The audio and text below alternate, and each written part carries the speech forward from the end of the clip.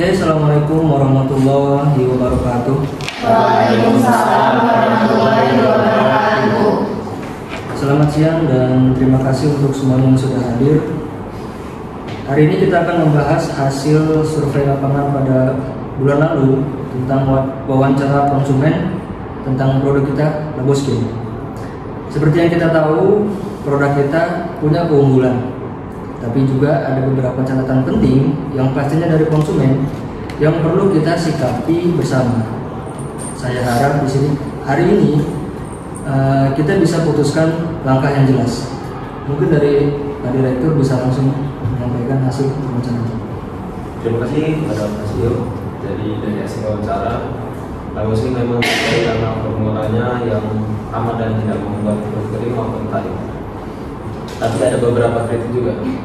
Pertama, kemasan yang dianggap kurang menarik dan masih berbahan plastik, sehingga ada konsumen yang mengharapkan perbaikan.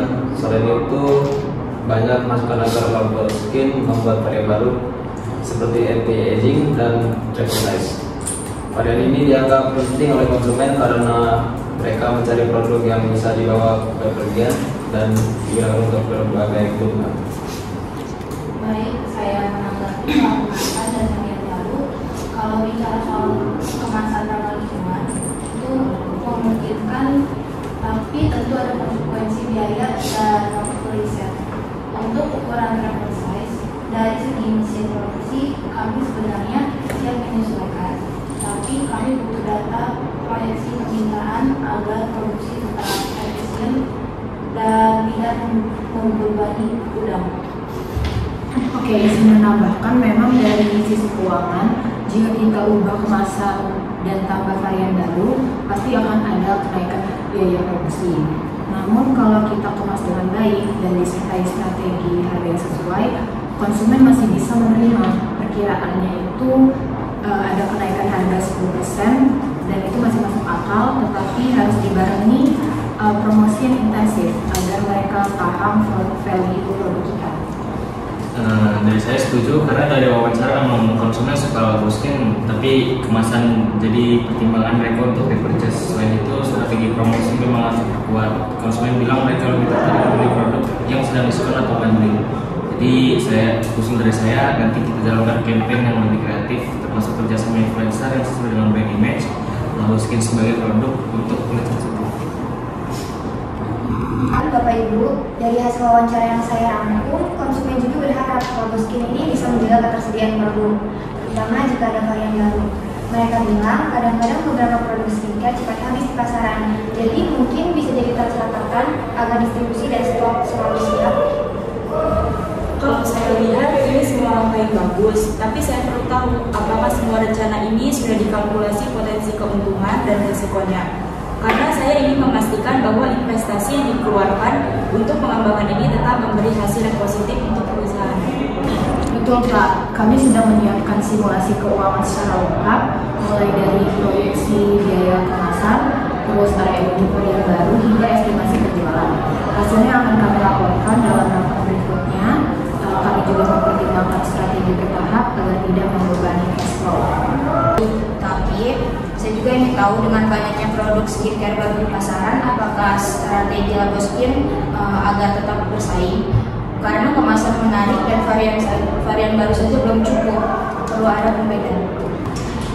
Strategi kami selain dari kemasan dan varian adalah memperkuat positioning Laboskin sebagai produk khusus kulit sensitif.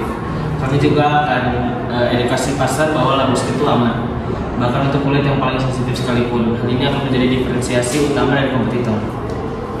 Dari sisi operasional saya ingin menambahkan kalau produksi naik karena ada varian baru, distribusi ke toko online dan offline harus dipastikan lancar. Jangan sampai produk baru malah sudah ditemukan, karena salah satu kekuatan Laboskin selama ini adalah mudah dicari di mana-mana.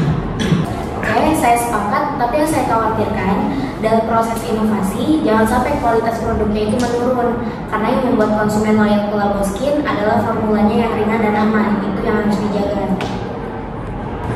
Betul Pak, kami juga sudah diskusi dengan tim produksi bahwa formula yang mengembangkan ringan dan cocok untuk kulit sensitif akan tetap dipertahankan.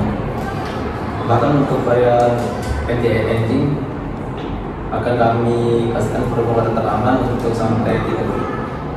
Oke, berarti secara garis besarnya ya, kita sepakat untuk yang pertama, adanya perbaikan kemasan yang lebih menarik dan ramah lingkungan. Kemudian pengembangan varian anti-aging dan travel size. Kemudian strategi promosi yang lebih gencar, kayak diskon, bundling atau jasa influencer mungkin. Kemudian distribusi yang lebih luas dan stabil pastinya. Dan yang terakhir, yang pasti juga menjaga kualitas formula. Ada tambahan? Saya hanya ingin pastikan semua langkah ini harus ada timeline dan target yang jelas. Jadi kita tahu kapan harus mulai dan kapan harus target yang dicapai. Siap Pak, kami akan segera mulai riset kemasan dan mencoba produksi varian baru sehingga saat manajemen memutuskan kami siap untuk jalankan. Dan dari operasional, saya akan pastikan jalur distribusi siap dan stok terjaga. Apalagi untuk produk baru nanti, jangan sampai kosong di pasaran. Baik, saya setuju dengan semua rencana, tapi saya harap kita bisa gerak cepat karena pasar terus berkembang. Jangan sampai kalah langkah dengan kompetitor. Dan pastikan komunikasi ke konsumen itu jelas. Mereka harus tahu bahwa Labo Skin tetap dengan kualitas terbaik walau ada inovasi. Baik, semua akan kami masukkan dalam perencanaan anggaran. Laporan lengkap akan disiapkan untuk rapat berikutnya. Kami juga akan mulai susun rencana kampanye promosi dan pemilihan influencer supaya promosi bisa jalan paralel saat produk baru siap diluncurkan. Dan saya pastikan tim RMD segera bergerak pemeriksaan varian anti-aging yang aman untuk kulit sensitif. Ini menjadi prioritas.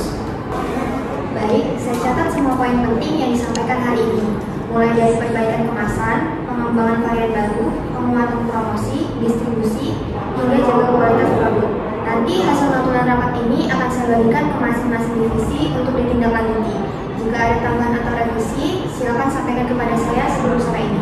Terima kasih untuk semua yang sudah hadir, terima kasih pendapatnya, terima kasih masukannya, terima kasih kritikannya.